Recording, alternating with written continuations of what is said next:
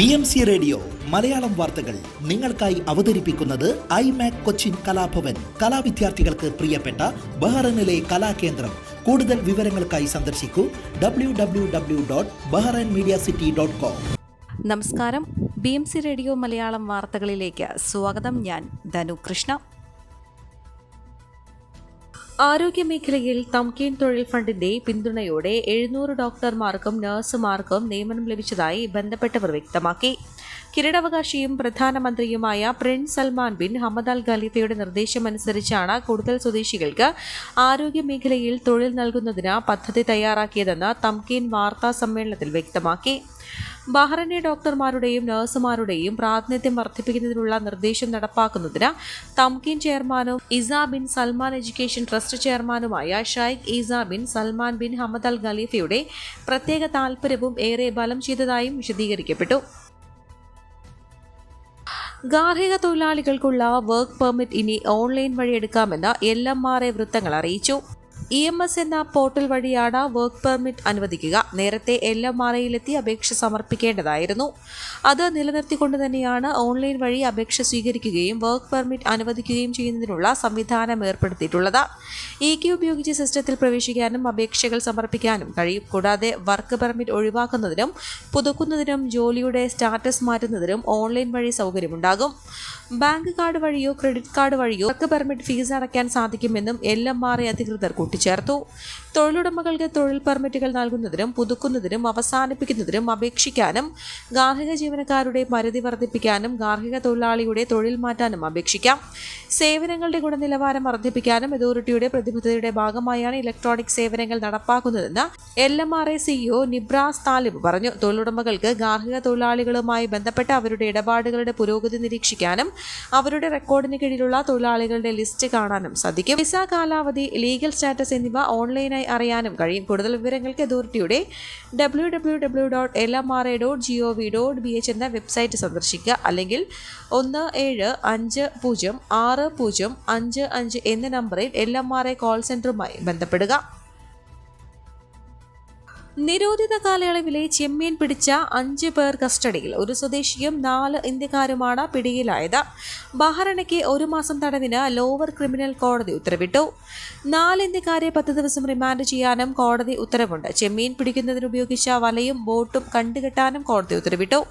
ഇതിൽ നിന്നും 60 കിലോ ചെമ്മീനാണ് പിടിച്ചെടുത്തത്. നിരോധിത ബോട്ടും ട്രോൾ വലയും ചെമ്മീൻ പിടിക്കാൻ ഉപയോഗിച്ചതായും പ്രതികൾ സമ്മതിച്ചു.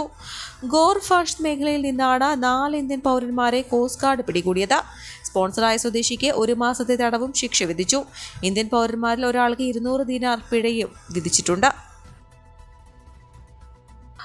ബഹ്റൈനിലെ US അംബാസഡർ സ്റ്റീഫൻ ബോണ്ടിയെ BDF commander Sheikh Khalifa bin Hamad al Khalifa സ്വീകരിച്ചു. ബഹ്റൈനും അമേരിക്കയും തമ്മിൽ നിലനിൽക്കുന്ന ബന്ധവും വിവിധ മേഖലകളിലെ സഹകരണവും മെച്ചപ്പെട്ട നിലയിലാണെന്ന് വിലയിരുത്തുകയും സൈനിക സുരക്ഷാ മേഖലകളിലടക്കം സഹകരണം വർദ്ധിപ്പിക്കുന്നതിനുള്ള സാധ്യതകൾ ചർച്ചയാവുകയും ചെയ്തു. പ്രതിരോധകാര്യമന്ത്രി major general Abdullah bin Hassan അന്നു ഐമിയും കൂടിക്കാഴ്ചയിൽ സന്നിഹിതനായിരുന്നു. ധാന്യപ്പൊടിയുടെയും തവിടടക്കമുള്ള ഉൽപ്പന്നങ്ങളുടെയും വില വർധന 3 മാസത്തേക്ക് മരവിപ്പിക്കാൻ ബഹ്റൈൻ ഫ്ലോർ മിൽസ് കമ്പനി തീരുമാനിച്ചു. പാർലമെന്റ് അംഗങ്ങളുടെയും സർക്കാർ പ്രതിനിധികളുടെയും കമ്പനി അധികൃതരുടെയും സംയുക്ത യോഗത്തിലാണ് വില വർധന 3 മാസത്തേക്ക് മരവിപ്പിക്കാൻ കമ്പനി തയ്യാറായത്. പാർലമെന്റ് അധ്യക്ഷൻ Ahmed bin Salman al Musallam, Shura council അധ്യക്ഷൻ Ali bin Salih Assalih, Shura council parliament കാര്യമന്ത്രി ഗാനി ബിൻ ഫദൽ അൽ ബുനൈൻ, ടെലികോം ഗതാഗത മന്ത്രി മുഹമ്മദ് ബിൻ ധാമിർ അൽ കബി എന്നിവരുടെ സാന്നിധ്യത്തിലായിരുന്നു ചർച്ച. Bahrain flour mills company chairman Basi Mohammed അസായിയടക്കം കമ്പനിയുടെ ഭാഗത്തു നിന്നുള്ള പ്രതിനിധികളും കന്നുകാലി കർഷകരുടെയും വ്യാപാരികളുടെയും പ്രതിനിധികളും ചർച്ചയിൽ സന്നിഹിതരായിരുന്നു. മാവിന് 35% മുതൽ 100% വരെ വില വർധനയാണ് ബഹ്റൈൻ ഫ്ലോർ മിൽസ് കമ്പനി പ്രഖ്യാപിച്ചിരിക്കുന്നത്. അംഗീകൃത ബേക്കറികൾക്കുള്ള സബ്സിഡി ഉൽപ്പന്നങ്ങളുടെ വില വർദ്ധിപ്പിക്കില്ലെന്നും കമ്പനി ഇന്നലെയും ആവർത്തിച്ചു. പൊതുവിപണിയിൽ മൈദയ്ക്ക് 2 ദിനാറിലധികം വില വർദ്ധിച്ചിരുന്നു. ഗോതമ്പ് വില ആഗോളതലത്തിൽ വർദ്ധിച്ചതിനാൽ വില വർദ്ധിപ്പിക്കാത്ത മാർഗമില്ലെന്ന നിലപാടിലായിരുന്നു കമ്പനി. റഷ്യ യുക്രൈൻ സംഘർഷവും വില വർധനയ്ക്ക് കാരണമായെന്നും പറയുന്നു. മാവിന്റെ വില വർധന റൊട്ടി, പേസ്ട്രികൾ, പിസ്സ, മധുരപലഹാരങ്ങൾ, കന്നുകാലി തീറ്റ എന്നിവയുൾപ്പെടെ നിരവധി ഭക്ഷ്യവസ്തുക്കളുടെ വില ഉയരാനിടയാക്കുമെന്നും നിരവധി MP മാർ ആശങ്ക പ്രകടിപ്പിച്ചിരുന്നു. വില വർധന 3 മാസത്തേക്ക് മാറ്റിവെക്കുന്നത് വിഷയത്തിൽ മറ്റു പരിഹാര മാർഗങ്ങൾ ആലോചിക്കാൻ അധികാരികൾക്ക് സമയം നൽകുമെന്ന് സ്പീക്കർ മുസല്ലം പറഞ്ഞു. കുടുംബങ്ങൾക്ക് മാത്രമല്ല കന്നുകാലി ഫാമുകൾക്കും വ്യാപാരികൾക്കും വർധനയുടെ ആഘാതം ഉണ്ടാകുമെന്നും ചൂണ്ടിക്കാണിക്കപ്പെട്ടു. ആലപ്പുഴ പ്രവാസി അസോസിയേഷന്റെ നേതൃത്വത്തിൽ നോർക്ക സേവനങ്ങളെക്കുറിച്ചുള്ള ബോധവൽക്കരണ ക്ലാസും പ്രവാസി ID കാർഡ്, ക്ഷേമനിധി എന്നിവയുടെ രജിസ്ട്രേഷനും മനാമ അൽഹിലാൽ മെഡിക്കൽ സെന്റർ ഹാളിൽ വെച്ച് നടന്നു. ഉദ്ഘാടനം പ്രസിഡന്റ് ജെയ്സൺ കൂടാമ്പള്ളത്ത് നിർവഹിച്ചു. Prathibha NORKA help desk convener Pradeepan Vadavannur ക്ലാസുകൾക്ക് നേതൃത്വം നൽകി. ജനറൽ സെക്രട്ടറി അനൂപ് പള്ളിപ്പാട് സ്വാഗതവും ചാരിറ്റി കോർഡിനേറ്റർ ജോർജ് അമ്പലപ്പുഴ ആമുഖ പ്രഭാഷണവും നിർവഹിച്ചു. Al Hilal hospital marketing head Pyarelal ആശംസയും വൈസ് പ്രസിഡന്റ് ഹരീഷ് ചെങ്ങന്നൂർ നന്ദിയും അറിയിച്ചു. പ്രവാസി ക്ഷേമനിധിയുടെ ആദ്യ അംഗത്വ കാർഡ് പ്രസിഡന്റ് ജെയ്സൺ കൂടാമ്പള്ളത്തിൽ നിന്നും Al Hilal hospital marketing head Pyarelal ഏറ്റുവാങ്ങി. ക്ലാസുകൾ നയിച്ച പ്രദീപൻ വടവന്നൂരിന് ജനറൽ സെക്രട്ടറി അനൂപ് പള്ളിപ്പാട് ഉപഹാരം കൈമാറി. ബഹ്റൈൻ പ്രതിഭ ഒരുക്കുന്ന കുട്ടികൾക്കായുള്ള സമ്മർ ക്യാമ്പ് വേനൽ തുമ്പികൾ 2024 ജൂലൈ 10 മുതൽ ഓഗസ്റ്റ് 16 വരെ അദ്ലയിലുള്ള സീഷെൽ ഹോട്ടൽ ഹാളിൽ നടക്കും. 5 വയസ്സ് മുതൽ 15 വയസ്സ് വരെയുള്ള കുട്ടികൾക്കാണ് പ്രവേശനം. കേരള ഫോക്ലോർ അക്കാദമി അവാർഡ് ജേതാവും ബാലസംഘം സംസ്ഥാന പരിശീലകനുമായ സുഭാഷ് അറുകരെയാണ് ക്യാമ്പ് നയിക്കുന്നത്. അവധിക്കാലത്ത് കുട്ടികളുടെ സ്ക്രീൻ ടൈം കുറച്ചുകൊണ്ട് അവരുടെ സർഗവാസനകളെ പരിപോഷിപ്പിക്കുക, മാനുഷിക മൂല്യം ഉയർത്തുക, പൊതുവേദി അഭിമുഖീകരിക്കുമ്പോഴുള്ള ഭയം ഇല്ലാതാക്കുക, ശാസ്ത്രബോധം വളർത്തുക, പ്രതികരണശേഷി ഉണർത്താൻ, പുതിയ കൂട്ടുകാരോടൊത്ത് ഇടപഴകാനും സജീവമാകാനും, പുതിയ കളികൾ കളിക്കാൻ, വിവിധ കലാപരിപാടികൾ അവതരിപ്പിക്കാൻ കുട്ടികളെ പ്രാപ്തരാക്കുകയാണ് ക്യാമ്പിന്റെ ലക്ഷ്യമെന്നും സംഘാടക സമിതി അറിയിച്ചു. നാഗർകോവിൽ മംഗളൂരു സെൻട്രൽ പരശുറാം എക്സ്പ്രസ് താൽക്കാലികമായി കന്യാകുമാരിയിലേക്ക് നീട്ടി. ബുധനാഴ്ച മുതൽ പ്രാബല്യത്തിൽ വരും.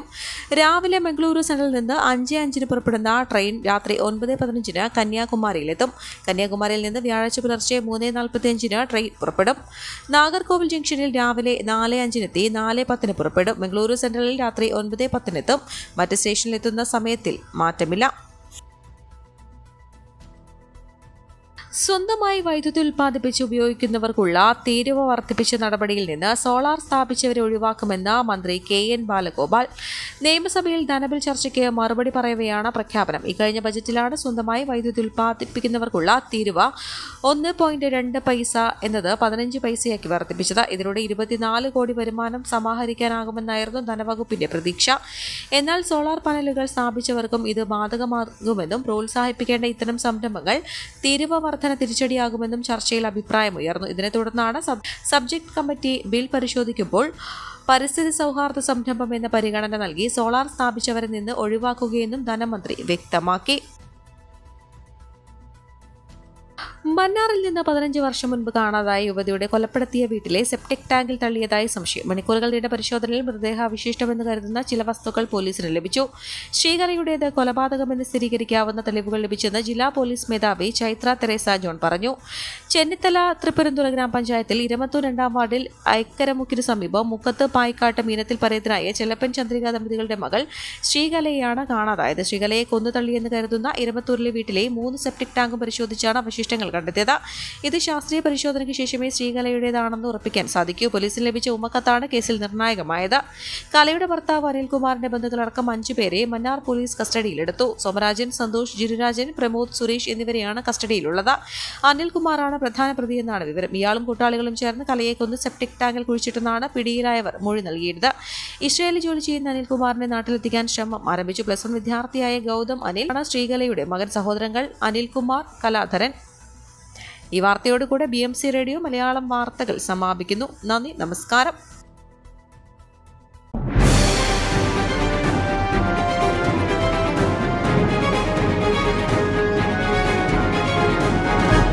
BMC റേഡിയോ മലയാളം വാർത്തകൾ നിങ്ങൾക്കായി അവതരിപ്പിക്കുന്നത് iMac കൊച്ചിൻ കലാഭവൻ. കലാവിദ്യാർത്ഥികൾക്ക് പ്രിയപ്പെട്ട ബഹ്റൈനിലെ കലാകേന്ദ്രം. കൂടുതൽ വിവരങ്ങൾക്കായി സന്ദർശിക്കൂ www.bahrainmediacity.com.